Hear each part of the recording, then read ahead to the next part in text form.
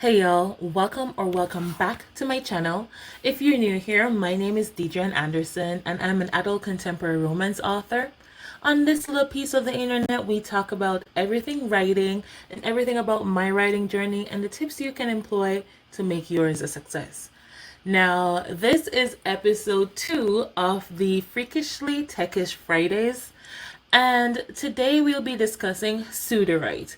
So if that is something you've been looking into or hearing about or wondering what on earth it is, this is episode for you. So go ahead and hit that like button and subscribe to the channel if you haven't already, as this series will be going on every Friday until I talk about. On that breath, if you have something that you would like me to test out, there is a Google form linked below that you can just drop your suggestions on there and I'll check it out for you. Now that that's all out of the way, let's dive into today's video.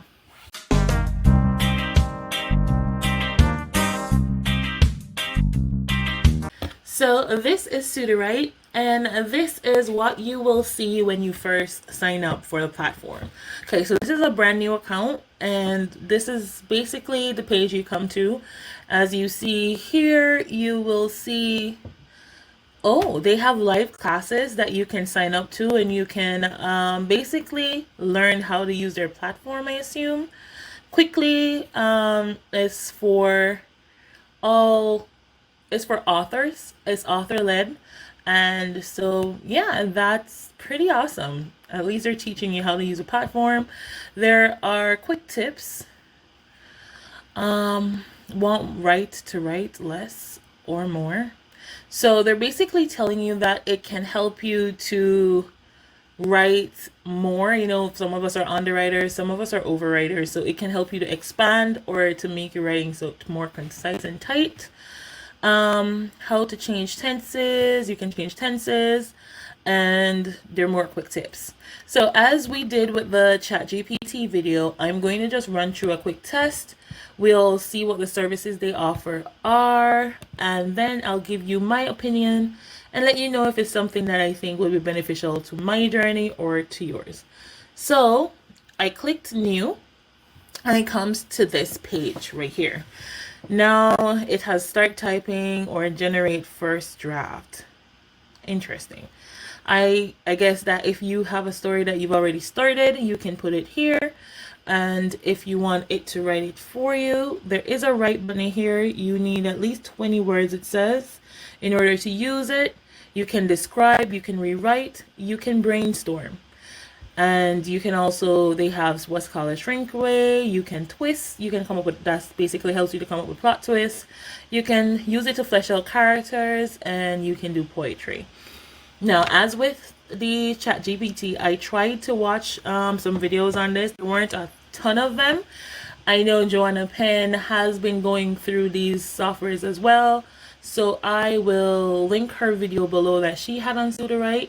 And if you need more information about it going forward, you can actually use her too. I will say there were a ton more videos on ChatGPT that I could access than for Sudowrite, but based on the feedback that I was getting in the author groups that I'm a part of, people tend to use fiction writers more lean towards Sudowrite versus ChatGPT. As Sudowrite, it gives you more fiction centric tools. So let's see if that's true. All right, first of all, I see two options here, so I'm going to go ahead and just click generate first draft first, see what it does. Okay, so when you click that generate first draft button, it comes up with describe what you want a first draft of. So it says write a 500 word story about a man named Leo, however you pronounce that, who is walking on the beach one day when a magic coconut falls on his head. He wakes up in the cave surrounded by shark people and learns he has gained the power to breathe underwater. Okay, so that's the example. So I guess you're telling them what you're talking about. Then they give you some examples below to say if you're writing a mystery story, a non-fiction article, if you wanted character development, if you were just doing research, or if you're outlining. So and you can try each of them. They have a button to say try this. You can just use what they gave you. But because we've been going along with her wonderful talking TV called Rupert, we're going to just continue with Rupert's story. So let's write that, and then we can actually do a good A/B test of both and see if any of them are of any use. So we're going to continue with our story there. So we're going to say, write a short story. I don't know how many words it was on ChatGPT, but write a short story about a talking TV named Rupert who decides to start a rebellion against a gang of printers. This is a story we've been running with since last week. That's the concept we had last week. That's what we're going with now. So that's all I'm going to put there. And then I'll click go. Let's see what it comes up with. I don't want to give it more information than I gave ChatGPT last week. So let's see what it comes up with. Oh, it didn't even ask me for an outline or anything. It's just going. Look at it go. Okay. This is scary, all right? This is freaky. Freakishly Tech-ish. Okay, and it's going too fast for me to read it as it goes. With ChatGPT, I was able to read it as it went because it was typing a bit slower. This is actually going, like really going. So let's see what we end up. All right, it's still going. I wonder how long this story is going to be. Oh, it's at finally. So, all right, let's see what we end up with. I think it's done. Okay, so I'm going to read it as is first, and then we'll try to test out the rest of the buttons up here and see what we get. All right, can this get any bigger? Because, you know, your girl can't really see that well when it's fine. There we go. Let's make it even bigger because, yeah, these glasses are working. Okay, so it says, Rupert, the television set, had been standing by the side of the road for weeks when he finally decided to comment. Okay, I apologize. I promise I can read, guys. I promise. Let's start over. Take 2. Rupert, the television set, had been standing by the side of the road for weeks when he finally decided to make a stand. He had been watching quietly as the gang of printers passed by the junkyard every day, collecting the scraps and circuit boards that had been discarded. Every morning, they loaded up their truck bed with whatever they could find and drove off, leaving Rupert behind in their wake. The printers were a strange bunch, Rupert thought. He had never seen a group of humans so devoted to their work. Humans? I thought they were printers. They seemed to be working in some kind of trance, as if they were in some kind of collective meditation. Rupert had once heard from discussing the bits and pieces of technology that they collected from the junk pile. He had listened as they spoke of how they were trying to piece together these old parts to create something new and beautiful.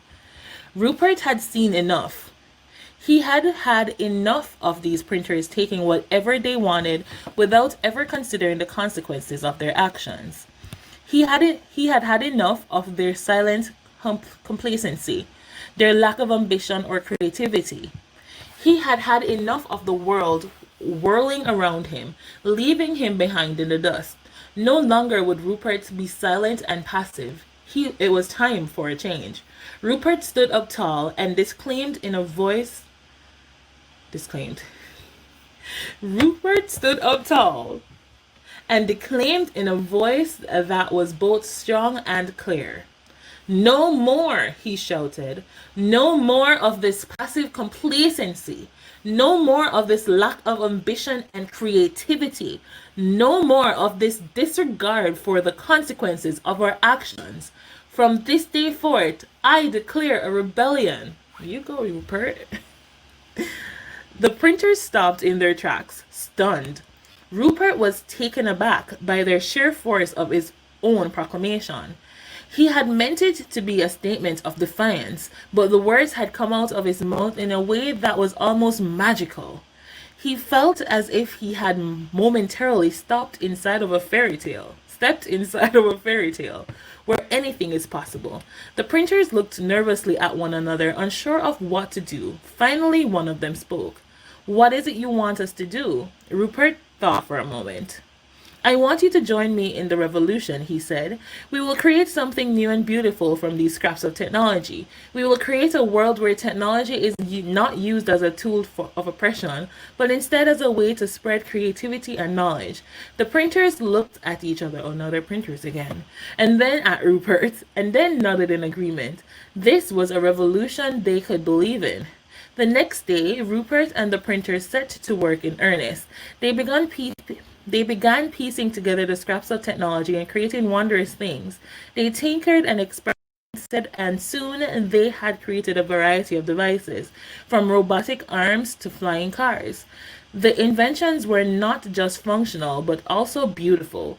Rupert and the printers watched with pride as the devices had created whirled and buzzed around them.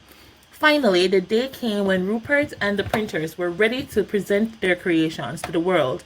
They opened the junkyard gates and allowed a crowd of curious onlookers to come in. The onlookers were amazed at the inventions, and Rupert was flooded with pride and joy. He had started a rebellion, and he had succeeded. The crowd cheered and applauded, and Rupert and the printers bowed in appreciation. Rupert had started this revolution, and he had just seen it through to the end. He had seen it through to the end. And as he looked at the cheering crowd, Rupert knew that he had done something truly remarkable. He had created something beautiful, something that would stand the test of time. He had started a revolution, and now the world is a better place for it. Okay, insert the clapping, yay! Okay, so I must say that was better than the story that we got from ChatGPT, but it was not without its flaws. Okay, so it started out with a gang of printers. At some point in the story, it became a group of humans. And then at some part down below, again, it became printers again. So it's not without its flaws. I will say it was more engaging. All right, now let's go back into the screen so we can tinker with some of the other things here. So this is what they spat out as the first draft of this short story. Right now, Rupert the television, I see a describe function here. It says select a word or phrase and click describe for suggestions using all 5 senses and even metaphors. Okay, well, how about having it describe Rupert? All right, so Rupert the television set. Let's see what it does. I clicked describe.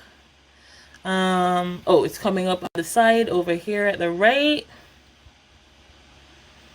Okay, it just says, okay, there it goes. Oh, okay, so it gives a full, okay, let's zoom back out.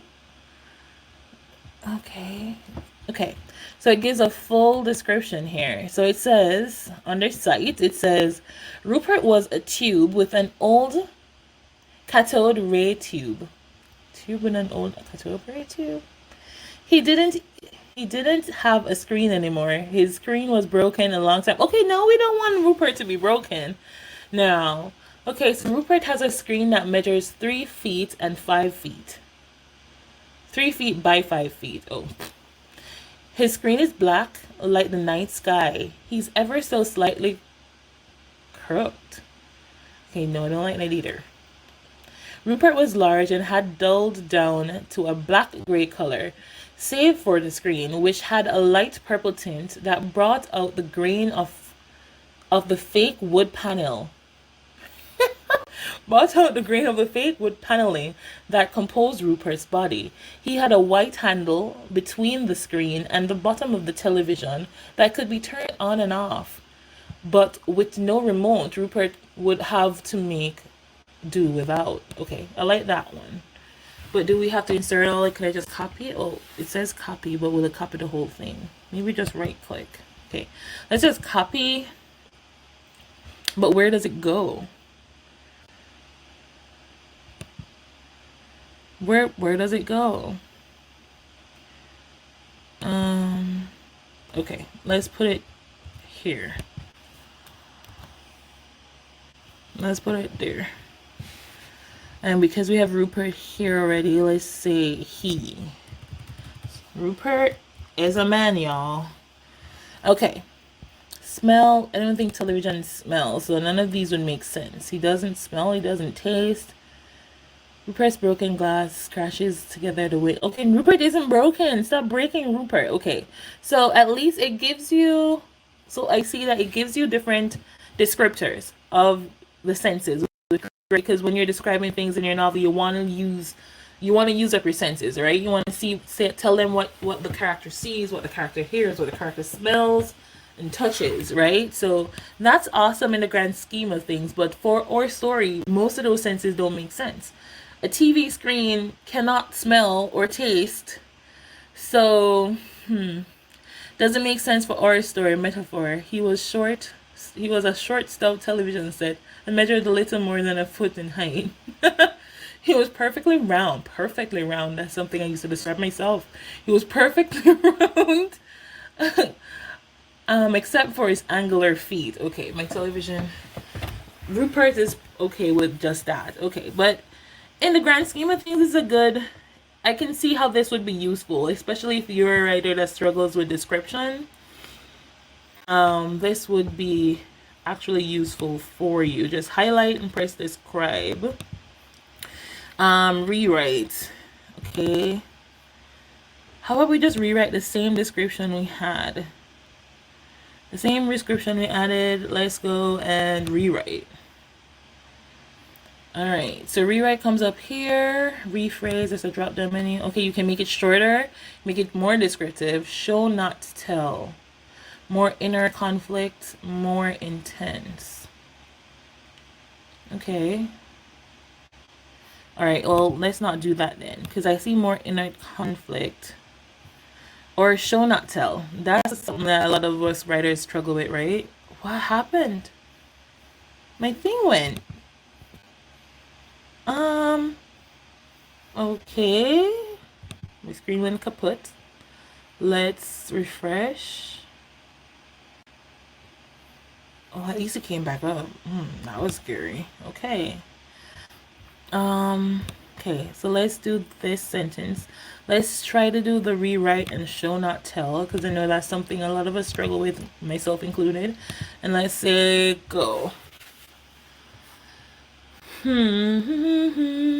Okay, so let's see. So the original sentence said he had been watching quietly as the gang of printers passed the junkyard every day, collecting scraps and circuit boards that had been discarded.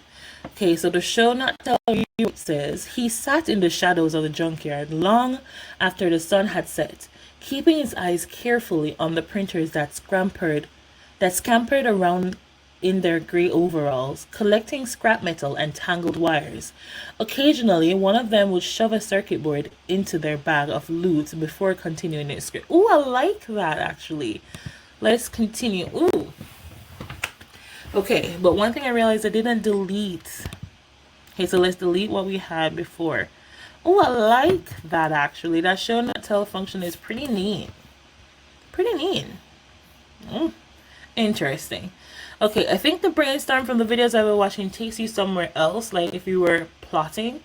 So this is the story we're ending with for Rupert over here. I think, well, I do know you also have a free write portion here that does automatic writing, guided writing. I think guided writing would be more like ChatGPT, tone shift, and write settings. I guess you could put more things in this box. They, as usual, they give you an example, but you can enter what you want. You can tell them how much number of cards. I don't know what a card is. Maybe it's the things, how many results you get over here, and the length of the cards. How long is the card as the result? Okay, so that's neat. Brainstorm. Well, let's go and brainstorm. I don't plot, but I know that this could probably be useful for plotters. You can make plot points. You can do word building. Characters, dialogue, names, places, objects. Names is also a good one. Give me a list of names of a butler. How about give me a list of names of a talking TV? Well, is Rupert getting a new name? Let's see. Start. Howard? TV 2000. Artemis. Okay, so these are Howard 5000 is what they want. Well, we're going to stick with Rupert, but hey, there's a list of names there you can get. That's a little bit neat. All right, and let's go back and give you my final thoughts. Okay, guys. Let's get me back to the full screen. Here I am. Okay. So that was our little test run of Sudowrite. And I did not check. Let's first check on the prices. I didn't check. How do I tell if the price? Start membership. Oh, it took my picture from my email. Plan start at $10 a month. Start membership. Okay.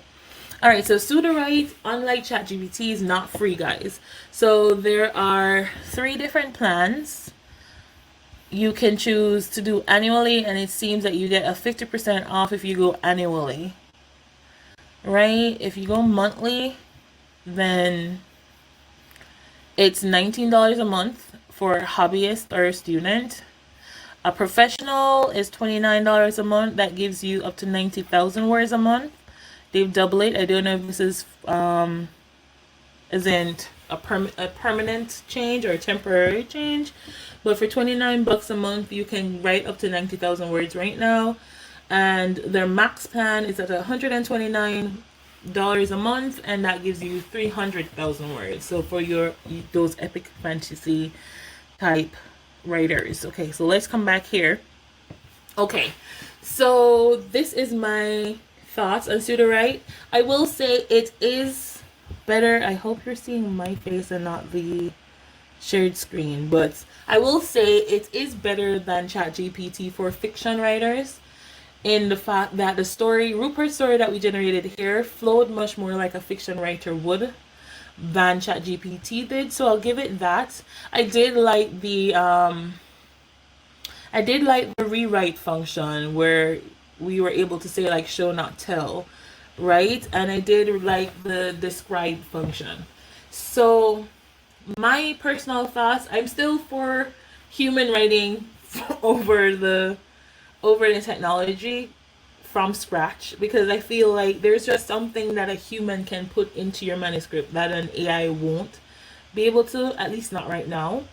But what I can see this being really good for is that if you have, like, you've written your first draft, you have your first draft written, you're going through your editing, maybe Sudowrite could help you expand on some areas of it. So for example, if there are areas that maybe were not described well, it could probably help you describe.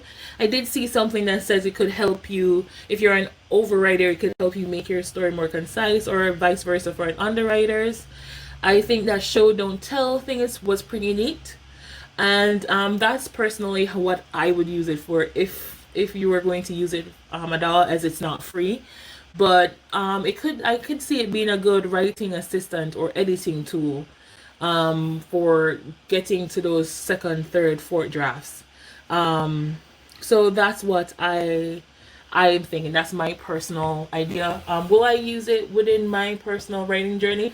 I'm not sure, because the girl be not rolling like that. So to be paying that subscription every single month for something that I could do myself, maybe not right now. I never say never, but right now financially I think it would make more sense for me to just sit and write.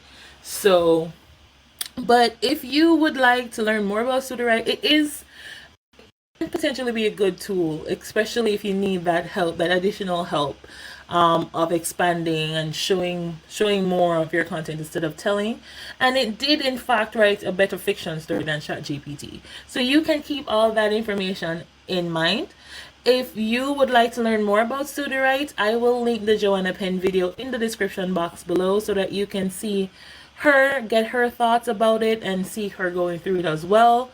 I'm not sure, I don't remember if she went through, for example, because she does have a podcast, or if she was just talking about it, but she does share some insightful information that you could find out about the platform and may find useful. All right, again, that was Freakishly Tech-ish Fridays for this week.